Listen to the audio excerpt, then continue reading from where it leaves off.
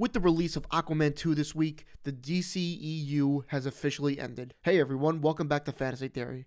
I kind of wanted to make a video kind of talking about the DCEU, my thoughts about it, ups and downs and such. So that's what we're going to do. If you didn't know, James Gunn is taking over DC and rebooting the entire franchise, which in the way the DCEU was going for the last few years is a smart idea in my opinion. A fresh start. I have a video actually out on this channel talking about some of the cast for the first Superman movie, Superman Legacy, in the new DCEU, if you want to check it out. But with that being said, there's been about 16 movies and one TV show that has to do with the DCEU. And I'm not gonna lie, I didn't see a few of them, but I want to just put that out there before we continue on with the video. I would go over all of them in depth, but that would be here for too long, so we're just gonna talk about them all. Man of Steel, which kicked it off, was a hot start. Batman vs Superman, which I remember a lot of people hating on it, but I believe a lot of people have come around to it. Suicide Squad, well, the first one, because there's no the. That one, no one really liked besides people liking Harley Quinn, because she'll later get a movie called Birds of Prey, and it was actually pretty good. She will also lead the Suicide Squad, the second one, which wasn't like a continuation, but a reboot, but also a continuation,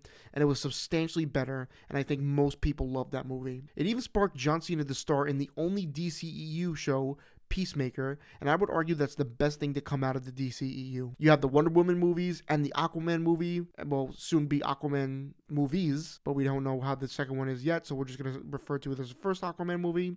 They were just okay. We'll see how Aquaman 2 does this week, like I said. Black Adam and Shazam came out, and I only saw Black Adam. However, I believe the first Shazam was great and loved by many people. There was also the Blue Beetle, which I don't believe really anybody saw. Of course, the controversial Flash movie that lost millions of dollars. I actually saw this and enjoyed it, but it's obviously hard to enjoy it when certain people are in it. And of course, I must mention the hated Justice League movie, and then the beloved, for the most part, Snyder Cut version of the movie. I gotta admit, when I first saw the Justice League movie, I fell asleep, but I did enjoy the Snyder Cut much, much more. The Snyder Cut was, to say it the least, a huge internet craze. Petitions and everything were made for this, and Warner Brothers actually listened and made it, which I'm glad they did. Let me know what's been your favorite project in the DCEU. In my opinion, the casting for these characters were all really good. Cavill is a perfect Superman, Momoa is cool Aquaman, Affleck I think plays a great Bruce Wayne, and Gal Gadot was a great Wonder Woman. Those are a few I just want to mention that I really like the casting of, but I also want to mention the casting I think that's technically continuing is the Peacemaker show with John Cena. I don't know if they're doing Harley Quinn with Margot Robbie, but I know for sure John Cena. Not exactly sure what they'll do, but I'm pretty sure he will be the only one keeping at least his show from the prior DCEU. The DCEU didn't fall short of controversies. Ezra Miller,